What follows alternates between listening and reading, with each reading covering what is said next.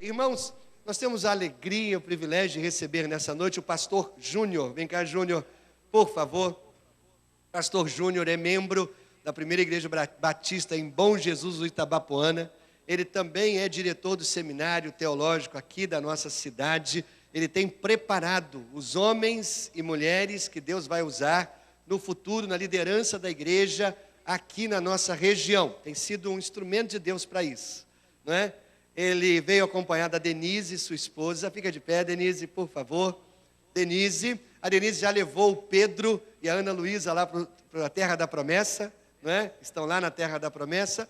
E o Júnior veio compartilhar a palavra de Deus para os nossos corações nessa noite. Ouça o que o Senhor tem a falar através do seu servo para o seu coração. Deus nos abençoe através da sua vida, Júnior.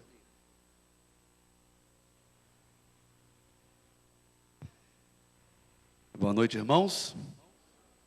Que a graça e a paz de Jesus encha nossas vidas, que Deus fale aos nossos corações nessa noite. É difícil explicar, né, com palavras que nós sentimos nessa noite. Muito bom estar aqui. Quero agradecer a Deus, ao pastor Arlênio, pela amizade, pela confiança em nos convidar para juntos cultuarmos a Deus nessa noite. Foi maravilhoso. E é tudo diferente, né? Sai de uma igreja para outra, né? E esse negócio da filmagem, eu percebi que eu estou muito careca. Quando a câmera de trás pega assim, ó, porque o careca só vê a parte da frente, né, Maurinho? Mas esse negócio, lá em Bom Jesus não tem câmera. E a da frente é legal, pega mais ou menos, eu levanto o queixo assim. Mas quando eu via de trás, e eu conheci pelo blaze claro que era eu, falei, sou eu mesmo, o negócio está pior do que eu esperava. Mas, irmãos, como é bom nós estarmos aqui cultuando a Deus, adorando a Jesus, o nosso Senhor, o nosso Salvador. E eu fico feliz também em saber que Maurinho está completando mais um ano de vida. Conheci pastor Mauro, de quê? Mauro Sérgio, é Maurinho. Maurinho, uns anos atrás, eu estava fazendo um seminário no Rio, e eu trabalhava em uma congregação no alto da favela. E aí chegou um baixinho, careca, igual eu, e falando muito também igual eu, falei, esse cara é gente boa, cara. Aí eu falei, prazer, Júnior, seminarista. E aí eu falei, você é de onde? Aí ele falou assim, eu custei entender que ele está Itaperuna. Falei, Itaperuna. Aí eu falei, esse cara é gente boa. Eu falei, eu sou de Bom Jesus, cara. E aí nunca mais esqueci do Maurinho, cara. E saber que é aniversário do Maurinho é muito bom. Irmãos, eu trago um abraço da Primeira Igreja Batista de Bom Jesus. Eu também trago um abraço do Seminário Teológico Batista do Noroeste Fluminense, a nossa FATEB ou CETEB, escolha o que vocês quiserem, e peço que os irmãos estejam orando por nós como instituição de educação religiosa. Nós estamos ali há 30 anos, como o pastor Arlênio falou, como uma instituição que prepara aquele que Deus chama. Quem chama é Deus, quem separa é a igreja, e o seminário é apenas um instrumento, né, para colocar algumas ferramentas nas mãos daqueles que são chamados. E nós temos ali o nosso curso de bacharel em teologia, com duração de 4 anos. Também temos um curso de capacitação para o Ministério de Música Sacra e um curso de capacitação para o Ministério Infantil. E também temos ali um curso de História de Israel, que dura duração de 7 meses. E o nosso projeto é estar à disposição do povo de Deus, do reino, que é nosso projeto não é para a denominação batista, mas é para todo o reino de Deus, que é muito maior do que a denominação batista, é muito maior do que uma igreja local, o reino é muito mais abrangente do que qualquer coisa que nós colocamos como doutrina, regra, dogma, e o nosso projeto é estarmos sendo um instrumento do reino de Deus. Então, irmãos, eu quero agora convidar você a abrir a sua Bíblia no Evangelho de João, Eu também estou gripado, estou numa correria. Ontem eu fui a uma formatura lá em Viçosa, do Seminário Batista de Viçosa, um amigo estava se formando. E aí eu retornei de Viçosa agora à tarde, cheguei em Bom Jesus. Aí eu falei assim com a minha esposa, falei, Denise, vamos dar uma descansadinha para a gente retornar para Itaperuna. E nessa hora Deus envia aqueles amigos que você nem espera, né, cara? E aí eu falei, Denise, eu vou falar que eu vou dormir. A Denise, não, são seus amigos, você fica lá, cara. E eu dava a hora, olhava para o relógio, quando foi quase 7 horas, e saí lá de casa. Eu falei, agora já era. Os amigos de Jó. E o pior é que eram 3 mesmo, né?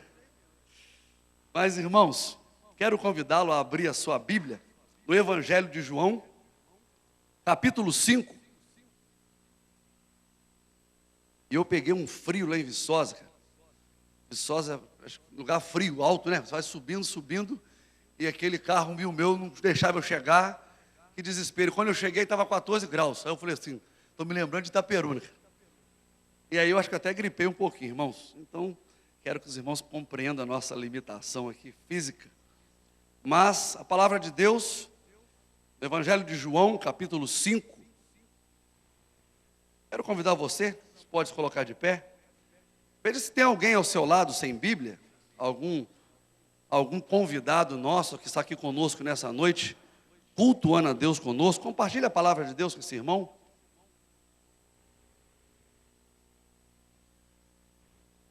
Evangelho de João, capítulo 5, do versículo 1, diz assim: Depois disto havia uma festa entre os judeus, e Jesus subiu a Jerusalém. Ora, em Jerusalém há, próximo à porta das ovelhas, um tanque chamado, em hebreu, Betesda, o qual tem 5 alpendres. Nestes jazia grande multidão de enfermos, cegos, mancos, ressecados, esperando o movimento das águas. Versículo 4. Porquanto um anjo descia em certo tempo ao tanque e agitava a água, e o primeiro que ali descia, depois do movimento da água, sarava de qualquer enfermidade que tivesse. E estava ali um homem, que havia 38 anos, se achava enfermo. E Jesus, vendo este deitado, e sabendo que estava neste estado havia muito tempo, disse-lhe: Queres ficar são? O enfermo respondeu: Senhor, eu não tenho homem algum que, quando a água é agitada, me meta no tanque, mas enquanto eu vou, desce outro antes de mim. E Jesus disse-lhe: Levanta-te, toma a tua cama e anda. Verso 9. Logo aquele homem ficou são, tomou a sua cama e partiu. E aquele dia era dia de sábado. Feche seus olhos, vamos estar mais uma vez falando com Deus, vamos estar orando nesse momento. Abra o seu coração. Deus, muito obrigado pela tua palavra, Deus.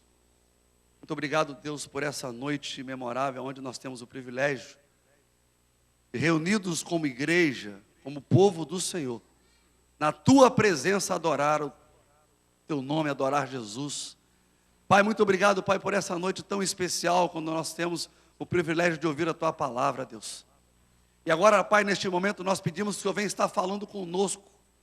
Fale com cada vida. Fale com cada um que entrou por essas portas.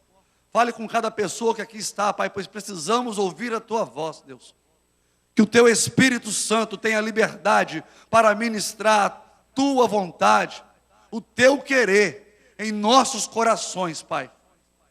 Tenha misericórdia de nós, Pai, e fale conosco, pois precisamos ouvir a tua voz neste momento, Deus.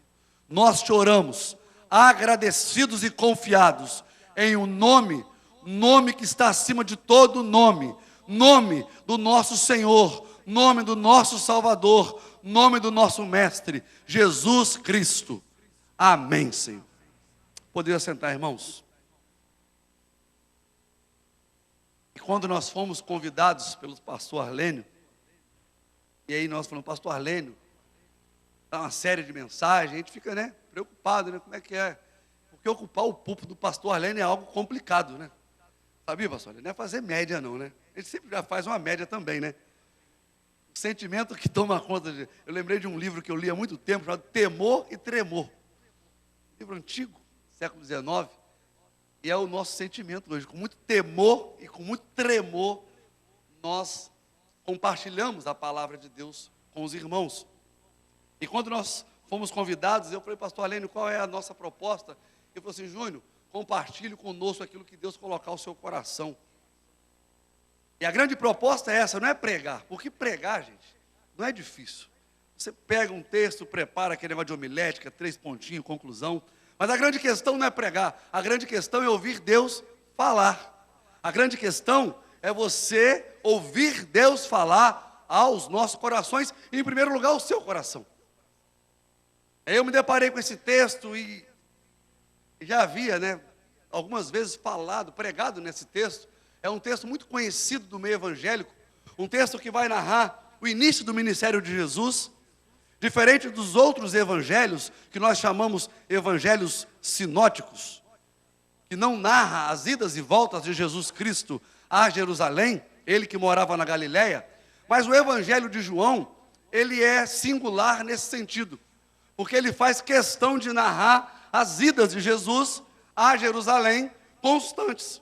Até porque Jesus era um judeu, e como judeu ele obedecia às leis do seu povo, e todo judeu adulto tinha que comparecer a Jerusalém nas 3 principais festas, pelo menos.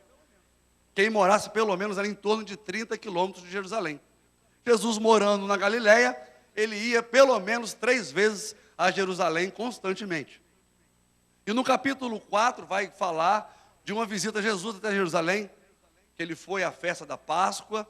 Depois no capítulo 5 fala assim, depois disto havia uma festa entre os judeus e Jesus sobe de novo a Jerusalém. Aí não vai falar sobre qual festa, provavelmente deveria ser a festa de Pentecostes, que acontecia depois da festa da Páscoa. Mas o que nos chama a atenção é que Jesus estava só, não fala a respeito da companhia dos seus discípulos. Jesus chega a Jerusalém, também Jesus estava anunciando o seu ministério, e principalmente na Galileia, era pouco conhecido, e ele chega a um lugar que o texto fala assim, um tanque com 5 piscinas, chamado tanque de Betesda, ou o poço de Betesda. Betesda quer dizer casa de misericórdia, e diz o texto, que estava ali em torno daquele lugar, vários doentes, paralíticos, coxos, mancos. Deveria ser um local não muito agradável, né? E Jesus passando naquele local, existia uma multidão de pessoas carentes, que esperavam por um milagre, mas que estavam olhando na direção errada. E aí eu orando, Deus falou assim, fale com aquelas pessoas a respeito de olhar na direção errada. Porque quem sabe você pode estar aqui há tanto tempo esperando um milagre, quem sabe você também, como aquelas pessoas, está sofrendo, está angustiado, está buscando, mas está olhando na direção errada. O texto diz que aquela multidão olhava fixamente para a água, estava atenta à água, e estava naquele lugar Jesus Cristo. Mas ninguém se atentou para a presença de Jesus. Ninguém percebeu a presença de Jesus. E aquela multidão me chama a atenção, como nós somos facilmente levados a olhar na direção oposta a Jesus Cristo. Eu estava pensando sobre essa ideia, né? Que nós somos cristãos. Qual é a sua religião? Nós somos cristãos. Porque, qual é a sua religião? Religião batista? Não. A religião, principalmente em relação ao monoteísmo, existem as principais religiões, né? São o judaísmo, o islamismo e o cristianismo. E todo aquele que professa Jesus, crendo que Jesus é o próprio Deus, é aquele que religa o homem a Deus, ele é um cristão. Mas nós, como cristãos, nós muitas vezes somos levados a olhar numa direção oposta a Jesus. Nós deixamos de ser uma igreja cristocêntrica. Essa palavra é bonita, é muito usada. Cristocêntrica. Tantas coisas que surgem à nossa volta, tradições, modismos, espetáculos, e nós temos a facilidade, é por isso que o apóstolo Paulo ficava com essa preocupação, para que não sejais levados por qualquer vento de doutrina, por qualquer moda, por qualquer dente de ouro, por qualquer milagre, por qualquer espetáculo. O meu medo é que vocês percam o foco na coisa principal, e a coisa principal é Jesus. E quando eu olhei para essa multidão, que buscava alívio, que buscava o milagre, que buscava o agir de Deus, mas que estava olhando na direção oposta, eu falei, será que eu não estou olhando para aquilo que eu não devo olhar? Será que eu não estou depositando a minha esperança naquilo em que eu não devo depositar? Talvez você está depositando a sua esperança em alguma religião, em algum líder, em alguma denominação, em algum modismo, em alguma experiência mística. Quem sabe você já perdeu Jesus de vista há muito tempo na sua caminhada. Quem sabe o seu cristianismo se transformou num cristianismo sem Cristo. E o que interessa a você não é mais aquele homem que caminhou na Galileia há 2000 anos atrás, não é mais aquele homem que impactou a humanidade, não é mais aquele homem que mudou a história, o rumo da humanidade. E nós temos cristãos que nem sabem quem foi Jesus hoje em dia. O cara, ele o que é que eu sou cristão, você vai em qual igreja? Não, porque eu preciso disso, porque lá tem isso, porque lá o cara cai com o sopro disso, porque lá tem o óleo disso. Gente, tem muita gente olhando para tanto lugar, mas não está olhando na direção certa. E aí eu falei assim, Deus, fale conosco, Pai, porque quem sabe nós temos ali pessoas que precisam olhar na direção, precisam retornar o seu olhar na direção de Jesus. Quem sabe ali existem pessoas que, como aquela multidão, está tão preso a essas questões místicas, né? Aquela questão da água, olha só. O texto fala que existia um mover das águas, de vez em quando, e eles atribuíam esse mover a um certo espírito, a um anjo, e esse mover promoveria uma cura. E esta água chamava mais a atenção daquela multidão carente, sofrida, do que propriamente a presença de Jesus Cristo. E aí eu comecei com esse texto, a perceber algumas coisas que podem acontecer nas nossas vidas, quando nós, como aquela multidão, começamos a olhar na direção que não é Jesus. Esquecemos de olhar na direção correta, que é Jesus Cristo, começamos a olhar em outras direções. Geralmente quando isso acontece, nós somos movidos por qualquer coisa, né? Mas quando isso acontece, a primeira coisa que começa a brotar no coração do ser humano, o texto fala que aquela multidão estava preocupada com a cura de um só. Quando nós esquecemos de olhar para Jesus, quando nós perdemos de vista, quando a nossa perspectiva de fé deixa de ser Jesus Cristo, às vezes, eu fiz uma proposta comigo mesmo, no início do ano, eu falei assim, eu preciso ler mais os evangelhos.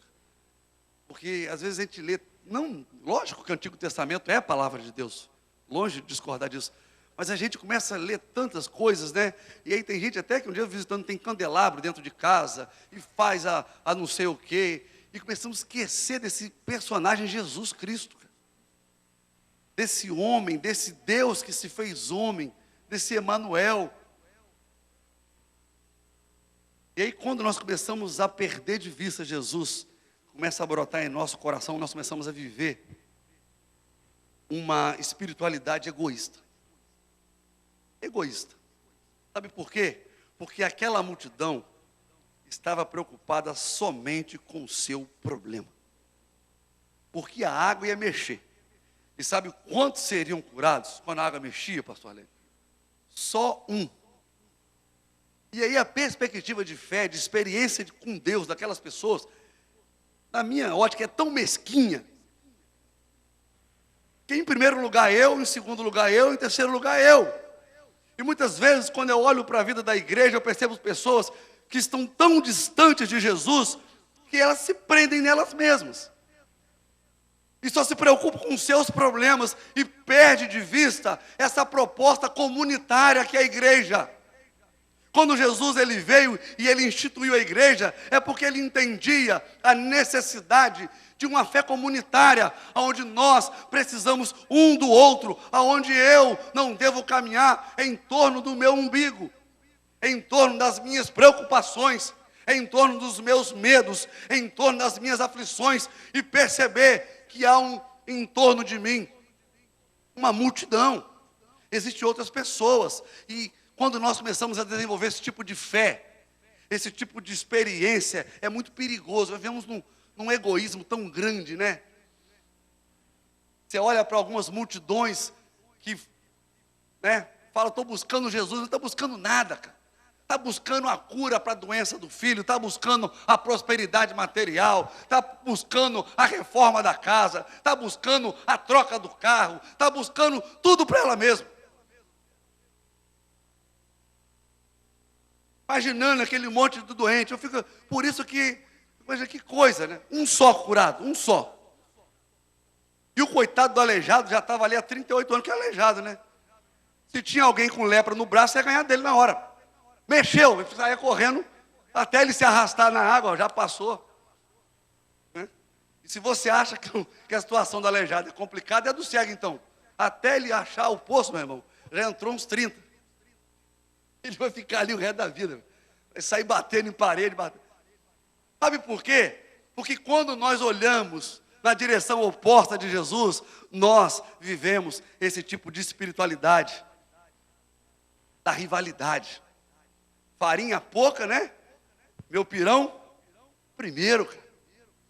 Se tem uma bênção só, se só um vai passar no vestibular, Senhor, que seja o meu, o outro que se dane. Tu está doido? Tu sabes, ó Pai. Mas pastor Júnior, você não crê que Deus está preocupado com isso? Eu creio e eu oro, porque eu não tenho dinheiro para pagar a faculdade dos meus filhos. Eu estou orando desde já. Ele tem 5 anos. Fala, Senhor, tu sabes, ó Pai. Mas irmãos, nós temos que perceber que cristianismo é muito mais do que isso. Vai além dessas questões. E é muito mais do que o meu eu. É o nós. É o nós. As suas dores com as minhas dores, vamos juntos. É chorar com os que choram. É sorrir com os que sorriem. É clamar pela justiça. E as demais coisas vos serão acrescentadas. E aí tem gente, né? Eu quero um dente de ouro. O que vai fazer com dente de ouro, gente? Eu quero não sei o quê, eu quero cair. Vai cair no espírito. Para quê, gente? Tanta coisa para a gente fazer, tanta coisa para a gente conquistar, tanta coisa para a gente pregar, tantas pessoas que nós precisamos, né, abençoar.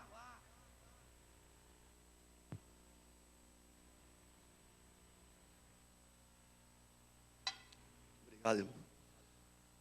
Eu ia falar menos, agora chegou a água, dá para falar mais longe. Agora já era. E o bom desse pessoal que passa na frente, eu já orientei na classe.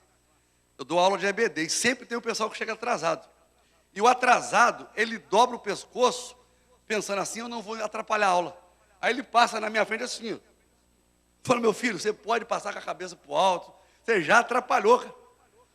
Mas o da água não atrapalhou, não. Da água é bênção. Irmãos, quando nós olhamos a direção oposta, nós deixamos de viver o melhor da nossa vida. Sabe por quê?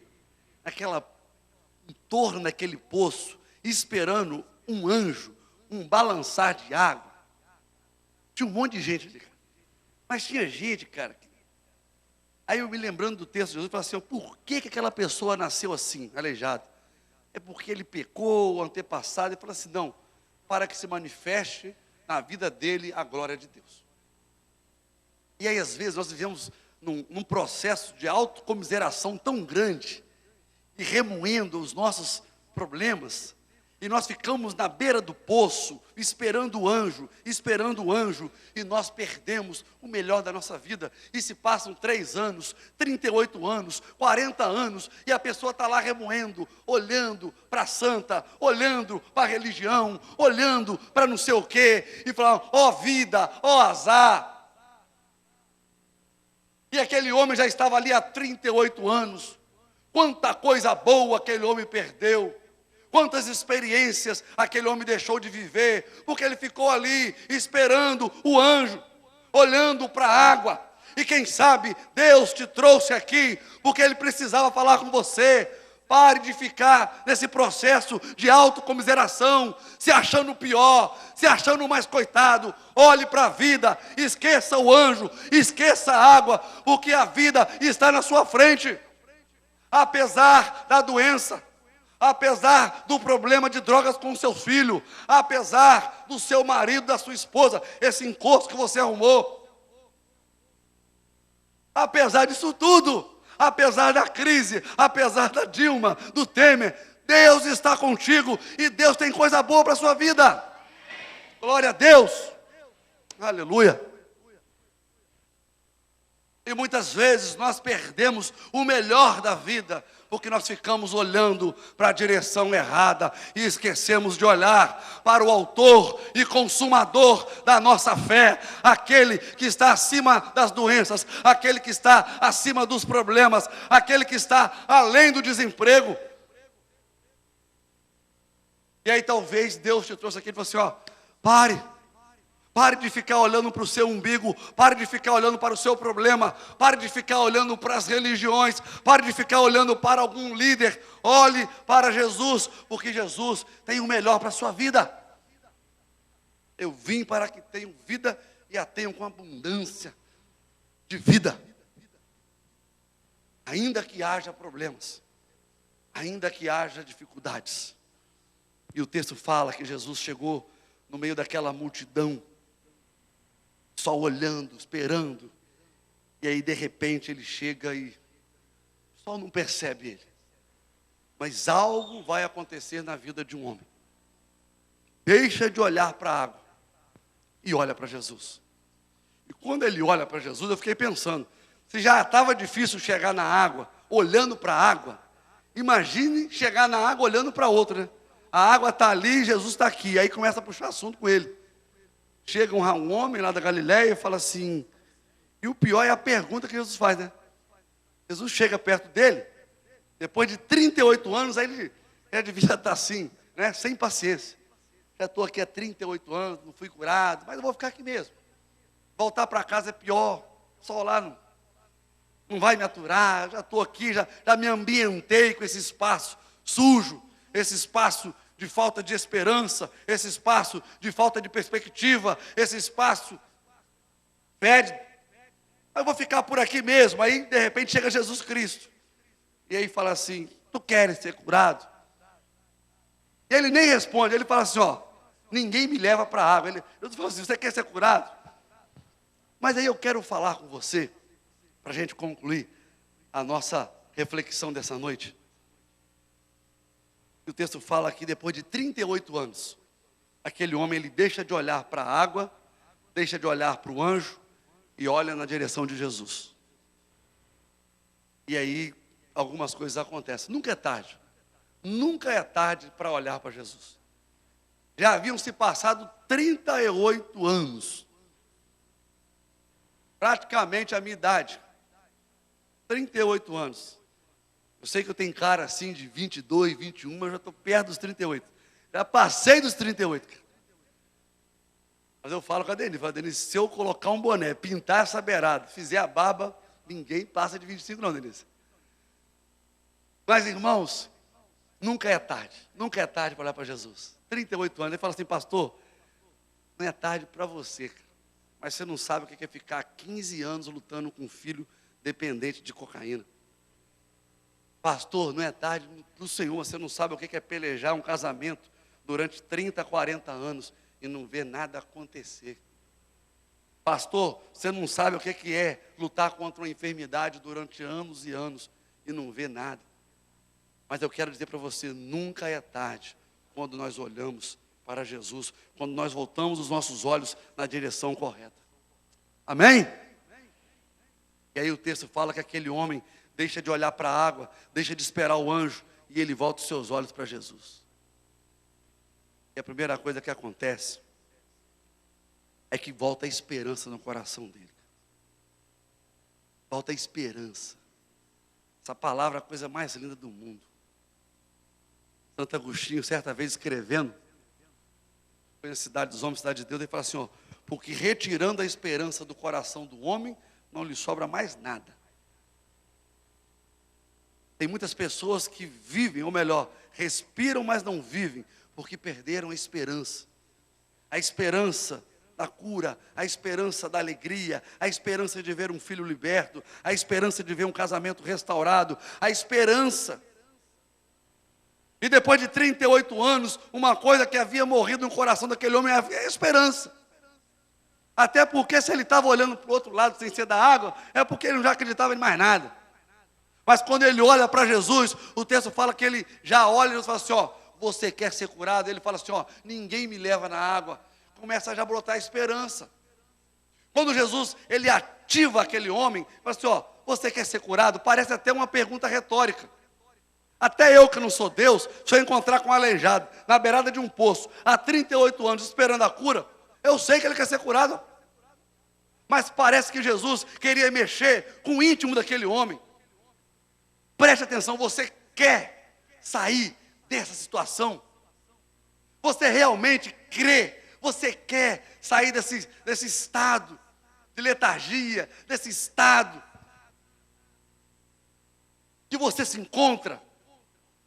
E tem muitas pessoas que ficam acomodadas com o fracasso, acomodadas com a doença. Vai naquelas clínicas, as pessoas estão lá acomodadas, parece que elas têm medo de experimentar o novo. Pastores que ficam acomodados com o seu ministério. Eu fico com medo danado, cara. Eu lembro que eu não pastoreava, atualmente eu não estou pastoreando. E no fundo eu vou abrir o coração, eu acho que eu nunca falei isso para ninguém, nem para Denise. Mas eu tinha um medo do novo, cara. Um medo de sair daquela mesmice minha ali, né? Aquele negócio do culto de quarta, culto de oração na sexta. Além desse negócio dá medo, cara. O novo dá medo, cara. E às vezes a gente prefere ficar ali naquela mesmice, naquela, né, mediocridade. E não quer experimentar o novo, porque o novo é novo. E a gente fica naquela mesmice, às vezes sem esperança, sem perspectiva, sem sonhos. E aí a primeira coisa que Deus ativa no coração daquele homem são os sonhos. Assim, você quer sair dessa situação? Você quer? Aí Deus fala com você, João, Maria, Luísa, você quer sair desse estado? Você jovem, que, pastor, eu não consigo me libertar da pornografia. Fala pastor não, né? Você não fala pastor nunca, né? Mas Deus sabe, aí Deus está falando com você, você quer sair desse vício? Você quer sair dessa dependência que você se encontra? Você quer se libertar desse casamento sem vida, sem gana, sem vida, sem energia que você vive? Não, pastor, não, Deus, já estou acostumado. São 30 anos dessa porcaria, larga já que está aqui, deixa tocar. Morreu a esperança. Talvez você está olhando para a religião, está olhando para o pastor, está olhando para tantos lugares que não é Jesus, mas eu quero te convidar nessa noite a olhar para Jesus Cristo. Porque o mesmo Jesus que estava lá na beirada daquele poço há 2000 anos atrás, Ele está aqui nessa noite e Ele está falando com você. Você quer sair desse estado que você se encontra? Não, pastor, eu já tentei 6 vezes o concurso, não passei, não tem jeito. Tem jeito! Não, pastor, já fui noiva 5 vezes, desandou tudo. Eu já desisti. Não desista! Tem jeito! Você quer? Jesus está falando com você assim, se você quer, eu estou aqui com você, olhe para mim. Jesus, Ele está reacendendo corações, Jesus está reavivando sonhos, Jesus está colocando de pé esperanças que já morreram, talvez, na sua vida há tanto tempo.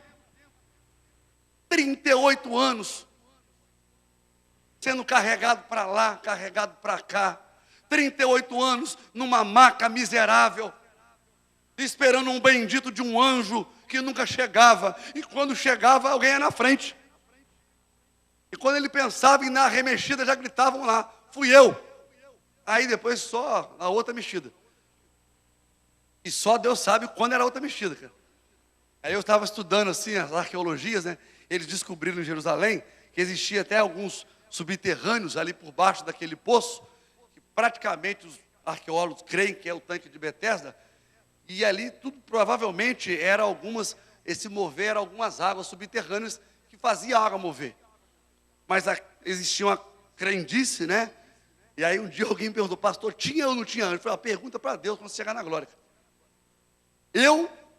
Pode achar o que quiser de mim, pode me chamar de herege, eu acho que não tinha anjo. Porque o Deus que eu sirvo, o Deus da graça, é um Deus que abençoa todo mundo. É um Deus que não é só para um e os outros, não é para uma casta não. É um Deus para todo mundo que vem. Ele fala assim, vem, você que está cansado, vem que tem para todos. Quando nós olhamos também, irmãos, na direção correta, na direção de Jesus, o texto fala que aquele homem vai experimentar o sobrenatural de Deus sobre a sua vida. Sabe por que eu estou trazendo essa palavra? Porque eu creio no sobrenatural de Deus. Porque se não for isso, meu irmão, isso aqui é um clube. E sabe qual é o problema?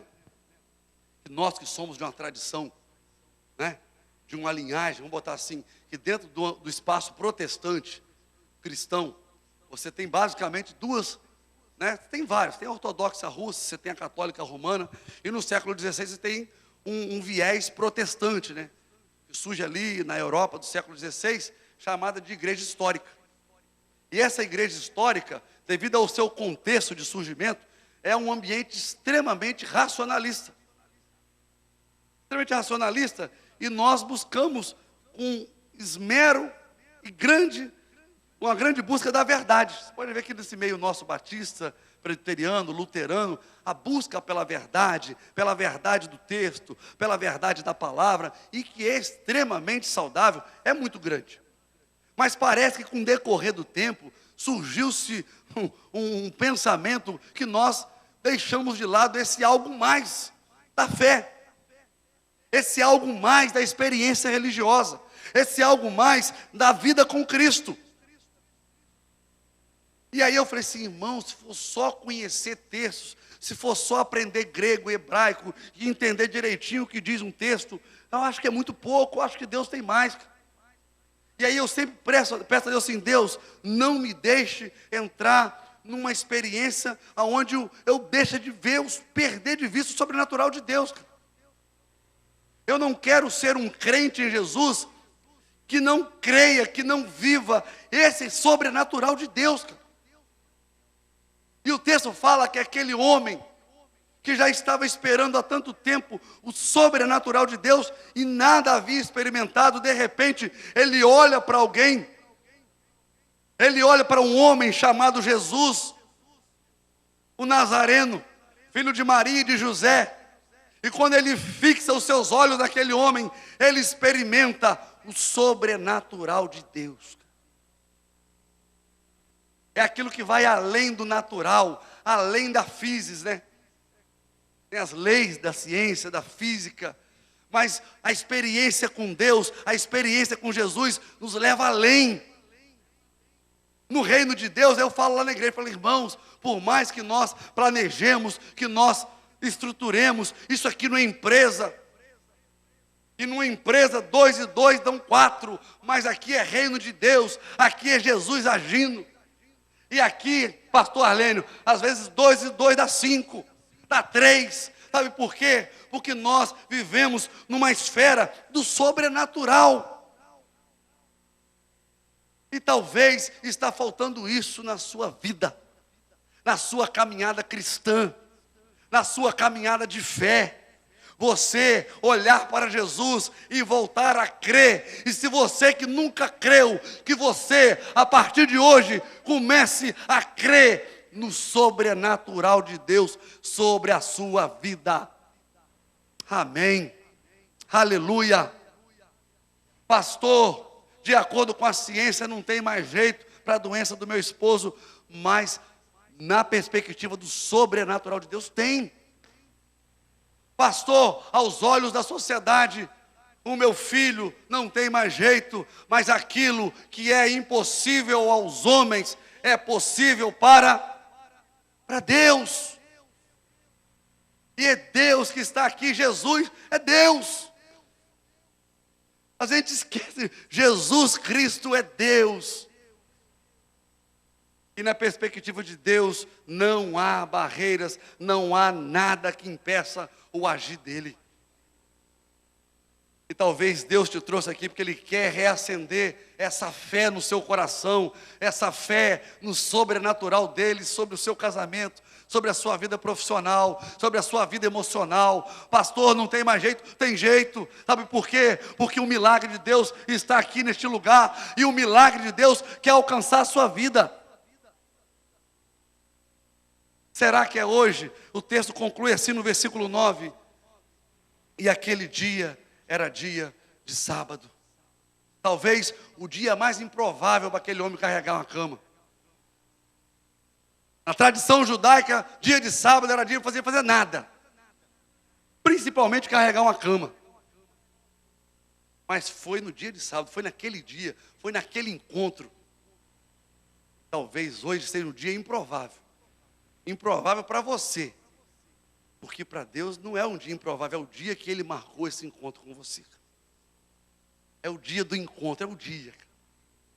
O texto fala que durante 38 anos, aquela cama carregou aquele homem para lá e para cá, para lá e para cá. Mas em determinado momento, Jesus chega até aquele homem e fala assim, ó, preste atenção, a partir de hoje, eu quero que você olhe para mim, e você vai pegar essa cama que te carregou, e você vai começar a conduzir essa cama. Aí eu comecei, o que tem me carregado, o que tem, conduzido a sua vida? Qual é o problema? Qual é o medo? Qual é a frustração? Qual é a decepção que tem conduzido a sua vida, para lá e para cá? Você acorda amanhã cedo carregado. O que tem te atrapalhado? O que tem atrapalhado a sua caminhada? E aí Deus fala conosco assim hoje, ó. Hoje é o dia de você pegar a cama, carregar essa cama e sair, e tocar a caminhada. Talvez, como eu falei, aos olhos dos homens, aos olhos da igreja, aos olhos das pessoas, seja improvável o seu casamento, seus filhos, a restauração da sua empresa, a restauração da sua vida. Pastor, eu estou quebrado, eu fiz o que não devia fazer, eu pequei aonde não devia pecar. Talvez seja improvável, mas em nome de Jesus, eu quero convidar você a não deixar mais a sua vida ser conduzida pelas camas das circunstâncias.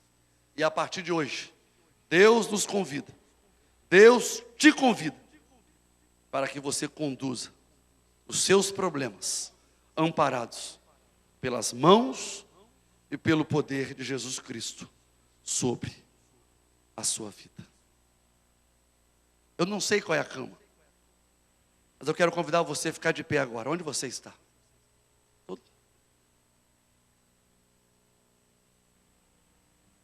Talvez tenha algo que está arrastando, que está atrapalhando a sua caminhada. Talvez alguma lembrança, alguma decepção, alguma traição. E você já procurou, não tenho nada contra, ajuda profissional, psiquiatra, um psicólogo. Talvez seja na área profissional, financeira, e um baque atingiu sua empresa, sua vida profissional. Talvez o seu relacionamento, que já está há 38 anos, sendo carregado de lá para cá por alguma cama, a cama da traição, a cama da mentira. Mas o mesmo Jesus que mudou a história daquele homem há 2000 anos atrás, e falou assim: não importa quanto tempo, mas hoje chegou o dia. Reanime a esperança, creia no sobrenatural, pegue essa cama e saia desse lugar. Toque a sua caminhada. Deus está falando com você, meu irmão. Deus está falando com você, minha irmã. Não importa o que você viveu, não importa qual seja a maca que tem te prendido até o dia de hoje, e talvez a esperança não exista mais no seu coração. Pastor, eu já fiz novena. Pastor, eu já fiz campanha. Pastor, eu já entreguei o meu salário. Pastor, eu já fiz de tudo. Talvez você esteja olhando na direção errada, porque Jesus não quer o seu dinheiro. Jesus não quer sacrifício, porque o sacrifício maior já foi feito no Calvário. E Ele é o dono do ouro e da prata. Jesus quer, é você. Jesus, Ele quer se relacionar com você. E Ele vai falar assim: é você que eu quero. Eu quero me relacionar com você. Eu quero que você olhe para mim. E pare de olhar na direção errada. Pare de olhar para o anjo. Pare de olhar para as águas. Olhe para mim. E eu creio que se você entrou aqui nessa noite olhando para alguma religião: não, pastor, porque eu sou católico. Não olha para a igreja não, meu filho. Não, porque eu sou devoto de não sei o que. Adianta nada. Não, pastor, porque eu sou diácono. Também não adianta nada. O que adianta é nós olharmos para Cristo. O que adianta é nós nos entregarmos a Cristo. O que adianta é nós estabelecermos uma relação pessoal, íntima com Cristo Jesus. E Ele remove as camas, Ele renova a esperança, Ele dá força para a caminhada. Porque quão grande é o nosso Deus, Jesus Cristo. Deus que está acima de todos os deuses. Deus que move o sobrenatural em prol de você. E eu quero convidar você a orar. Você que crê, fala: pastor, eu creio no sobrenatural de Deus sobre a minha família. Eu creio no sobrenatural de Deus sobre a minha vida emocional, sobre a minha doença. E eu quero convidar você a orar comigo nesse momento. Se você crê, onde você estiver, eu quero orar com você. Só levanta a sua mão. Quero estar orando com você, pastor. Vamos orar junto. Eu quero orar, eu creio. Aleluia. Se tem aqui mais gente que crê, pastor, eu quero orar, ora aí comigo. Porque tem uma cama que está arrastando. Eu fui abusada pela pessoa que eu mais amava quando eu tinha 10 anos. E até hoje eu não consigo caminhar. Há 38 anos que eu estou nessa cama. Mas hoje é o dia da libertação. Hoje é o dia da cura. Hoje é o dia de você sair desse lugar que você está. Oh, aleluias. Glória, glória ao teu nome, Deus. Pastor, é o meu casamento. Eu fui traído pelo meu esposo. E eu sou líder da igreja. Eu sou líder de um ministério. E eu engano todo mundo. Mas a minha vida é um caos. Meu coração está em frangalhos. E eu estou agarrado nessa cama, na beirada do poço, esperando a morte chegar. Aí Jesus fala assim: não. Se você quer sair daí, você quer ser curada, pega essa cama, erga suas mãos e creia no poder de Deus. Vamos falar com esse Deus maravilhoso. Deus, nós te louvamos, Pai. Deus, nós te louvamos pela tua palavra, Deus. Deus, nós te louvamos pelo teu agir no meio da tua igreja, Deus. Deus, nós te glorificamos pelos milagres que o Senhor está fazendo neste lugar, Deus. Deus, nós te glorificamos pelas curas que estão acontecendo aqui, Pai. Curas da alma, curas do corpo, curas das emoções, Deus, nós te glorificamos pela libertação de vidas, de vícios que estão acontecendo aqui nesta noite, Pai. Oh Deus, oh Espírito Santo de Deus, nós te agradecemos, Pai, porque nós cremos no teu sobrenatural, cremos no teu agir, Deus. Porque quão grande, grande, grande é o nosso Deus. E é por isso que nós te oramos, confiados no nome que está acima de todo nome, do nome grande. Quão grande é o meu Deus. No nome desse Deus, no nome de Jesus que nós oramos. Amém, amém, igreja? Então dá uma salva de palmas para Jesus, já que bateu o pau para a música. Vamos louvar a Deus. Aleluia.